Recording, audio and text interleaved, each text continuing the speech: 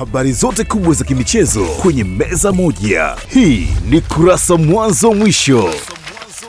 Nafikiri sisi ndio ambao tulimpa hype hiyo kubwa Elie Mpanzu, tofauti na kile ambacho pengine alikuja kukitoa uwanjani. Kwa sababu mimi hata msimu uliopita nilikuwa nazungumza mara zote.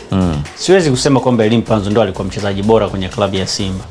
Ila alikuwa ni mchezaji wa pili au wa tatu kwa ubora kwenye klabu ya Simba Sports Club. Tangu amejiunga na Simba kwenye ligi pekee kwa msimu uliopita, alikuwa kwenye mabao 9.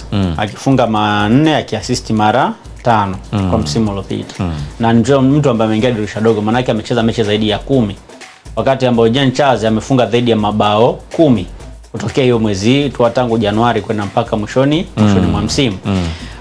Hiki ambacho anakifanya msimu huu sasa ndio ule uhalisia wa uwezo wake sasa. Yaani anakuonesha kile ambacho alikuwa nacho. Msimu uliopita pia Simba walikuwa na changamoto ya kukosa mchezaji ambaye anawa-entertain mashabiki. Kwa kile ambacho alikuwa anakifanya Elie Mpanzu kilikuwa kinawavutia mashabiki wengi wa mpira. Na sisi Tanzania tuna tabia moja. Mchezaji kwa anaweza kupiga chenga 2, 3, 4 na dribble mpira vizuri, automatically tunasema ni mchezaji hatari na ni mchezaji mzuri. Kwa ile ilifanya watu wamuone kama Elie Mpanzu ni mchezaji muhimu ndani ya klabu ya Simba. Sasa this season mpaka sasa Simba haijajipambanua kwamba nani ni mchezaji muhimu kwenye timu.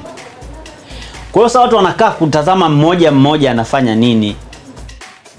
Kwa mfano ukiangalia Elie Mpanzu ana dribble mpira kama kawaida. Hata jana siko naona anaweza kupunguza watu 2, 3, lakini at the end ya kupunguza watu 2, 3 unafanya nini? Umeelewa Mechi ile dhidi ya Fountain Gate tunaona anaweza kupiga chenga watu 2, 3, lakini baada ya hapo nini anafanya baadaye? Baada ya kupiga hiyo watu hizo chenga 2, 3. Kwa hiyo Elie Mpanzu ni yule tu, lakini sasa hivi watu hawana tena ile hangover ya kutaka kuona vitu fulani kwa mchezaji fulani. Wanataka kuona nani ataperform vizuri.